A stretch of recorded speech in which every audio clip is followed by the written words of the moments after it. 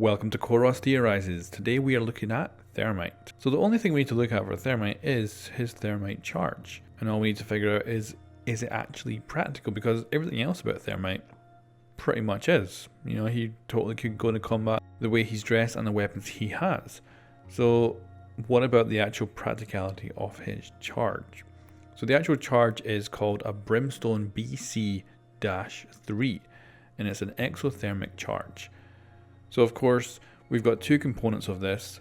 The first part is that it's got thermite in it. And this is of course can get very hot and it can actually melt through metal. And this is used by military to destroy things. So a great example is like Black Hawk Down. When the chopper goes down, a team goes in to attempt to rescue the people, and what they do is they put a thermite grenade on the chopper so it actually melts right through, and that way you can never use that chopper again. So thermite grenades, thermite charges are very much a real thing in the military. But when it comes to thermite's charge, would it work? In most cases you place it vertically on a wall, and would the thermite actually have enough contact, like enough time to contact the metal to actually melt it, even with the high temperatures that thermite gets to? Now of course, you could also place the charge horizontally on the top of something.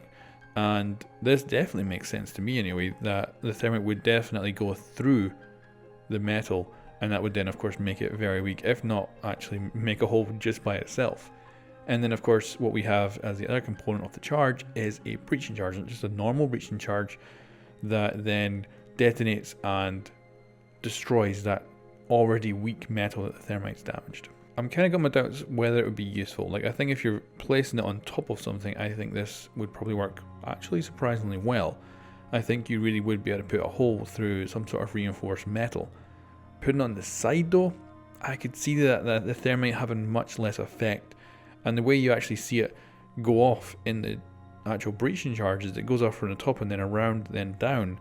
And the thing is, if you're setting off that thermite's probably going to, like, the thermite at the top will probably eat its way down the actual breaching charge itself, rather than, you know, interact with the metal. It probably take out its own breaching charge with that thermite. But I think the real problem for the thermite charge is real life application. The military have already very practical ways of getting through something that's being reinforced with metal.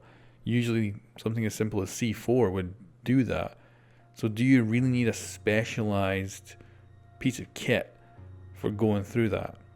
Would it really be practical to bring along, you know, a specialized breaching charge for that? Because I'm sure a normal breaching charge can probably get through. Now the actual metal reinforcement we see used in game isn't very thick at all. And I'm sure a normal breaching charge or some C4 would probably be able to breach it far better than making a specialized charge for going through it. But certainly if you were maybe up against like a couple of inch worth of steel perhaps, maybe something like this would be practical, but then would it be able to cut through that much steel? So I think overall my conclusion is that it probably is not a very good actual practical thing for counter-terrorist operator to have in real life, unfortunately. But guys, that's my opinion. So let me know in the comments below what you think. Would you see actual use for this thermite charge? Where would you see it getting used? Or do you agree with me, or do you disagree with me? Thank you very much for watching guys, and I'll catch you next time.